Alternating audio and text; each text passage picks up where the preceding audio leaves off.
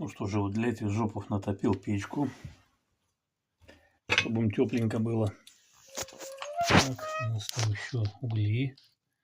Надо будет попозже подойти, чтобы угли эти раскидать. Вот вторая жопа там объедается. Вон хвост, видите, второй жопы. Вот первая жопа, Муся. Да, скоро пойдем грибы собирать. Всей компанией пойдем грибы собирать. Весенние грибы. Уже близится. Да, Фунтя?